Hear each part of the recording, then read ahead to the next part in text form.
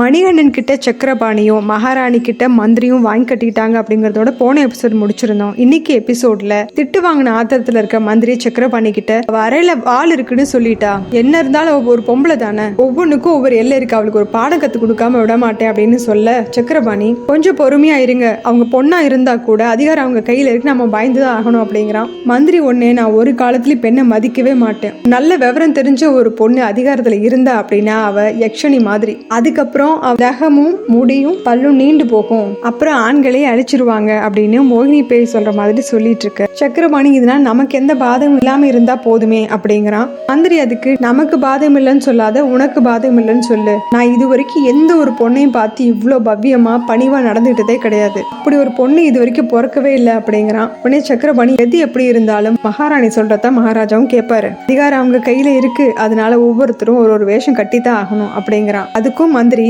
ஒவ்வொரு ஜீவராசியும் அது இருக்க வேண்டிய இடத்துலதான் இருந்தாகணும், மாலை வரையில இருக்குங்கிறா, அந்த வாள் எடுத்து திருவாதிரை கொண்டாடுறதுக்குலாம் நான் அனுமதிக்க முடியாது அப்படின்னு ஆத்திரத்தோட பேச சக்கரபாணி, இருந்தாலும் அதிகாரம்னு திரும்பவும் சொல்றான். என்ன அதிகாரம் இருக்கு, மகாதேவரோட குடும்ப தலைவியான ஸ்ரீ பார்வதியோடவா இந்த மகாராணி பெரியவ, அந்த ஸ்ரீ பார்வதி முன்னாடி கூட ராவணன் தலை குனியல, அது உனக்கு தெரியுமா அப்படின்னு கேட்டு, இந்த கதை நான் கேள்விப்பட்டதில்லை அப்படிங்கிறான் சக்கரபாணி. கேட்டுக்கோ அப்படின்னு சொல்லிட்டு மந்திரி, சந்திரஹாசம்ங்கிற ஆயுதம் வேணுங்கிறதுக்காக ராவணன் தவம் இருந்தான், பல வருஷங்கள் தவம் இருந்தா, கடுமையான தவம், தவத்துக்கு சிவன் வரல அப்படின்னதும், இவ்வளவு வருஷங்கள் கடந்தும் சிவன் வரல அப்படின்னதும் அவனுடைய 10 தலைகள் ஒவ்வொரு தலையாக குண்டத்துல போட்டுக்கிட்டே வர்றான். கடைசி தலை எடுக்கும் போது சிவன் வராரு, அவரை கூட அவன் வணங்குறப்போ வலது காலை மட்டும்தான் வணங்கினான் அப்படின்னது, ஏன் இடது காலை ஏன் வணங்கல அப்படின்னு சக்கரவாணி கேட்கிறான். அவர் தான் நர்த்தநாரீஸ்வராச்சு, இடது பாகம் பார்வதிக்கானது, பார்வதி ஆனாலும் ஒரு பெண்ணாச்சு, அதனால அவளோட காலில் ராவணன் விழுந்து கும்பிடாம இருந்தான், புரிஞ்சுதா அப்படின்னு கேட்டது, புரிஞ்சுது அப்படிங்கிறான். மந்திரி ஒண்ணு, ராவணன் செய்யாத வேலையை நான் செய்யணுமா அப்படின்னு கேட்கிறான். இல்ல, ஒரு காலம் செய்யாதீங்க அப்படின்னு சக்கரபாணியும் ஜால அடிச்சிட்டு இருக்க.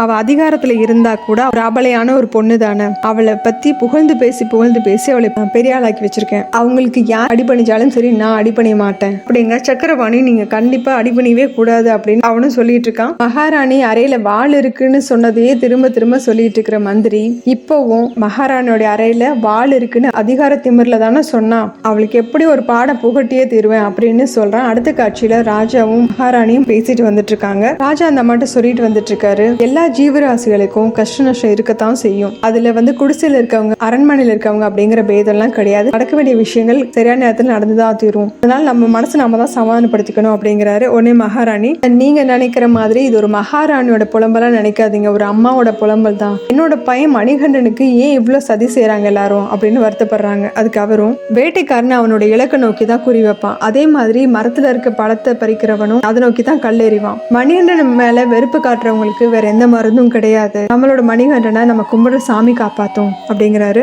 நம்ம இதுக்கு ஏதாவது கண்டிப்பா செஞ்சுதான் ஆகணும், மணிகண்டனை சுத்தி நம்ம புதுசா சில பணியாளர்களை அமர்த்தி அவனை பாதுகாக்க வைக்கணும் அப்படின்னு அந்த அம்மா சொல்றாங்க.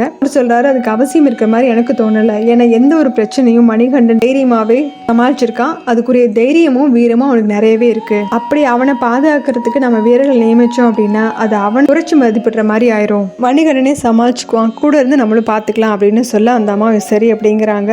நான் மகாதேவரை பிரார்த்திக்கிறேன், அவர் நம்மளை கைவிட மாட்டாரு அப்படிங்க. ஆமா, நானும் நாராயணனை பிரார்த்தனை பண்றேன், அவர் அவனை ஒரு கவசம் போல காப்பாத்துவாரு, நான் இன்னைக்கே வழிபாட்டுக்கு ஏற்பாடு பண்றேன் அப்படிங்கிறாங்க. அவரும், அது போதும், நம்மளால முடியாத ஆண்டவன் பார்த்துக்குவான், அவன் மணிகண்டனை காப்பாத்தும் அப்படின்னு சொல்றாரு. இந்த அம்மா திருப்தி ஆயிடுறாங்க. இதோட இந்த எபிசோட் முடியுது. அடுத்த எபிசோட்ல பார்க்கலாம். சேனல் லைக் பண்ணுங்க, ஷேர் பண்ணுங்க, சப்ஸ்கிரைப் பண்ணுங்க, பெல் பட்டனை பிரஸ் பண்ணுங்க. தேங்க்யூ.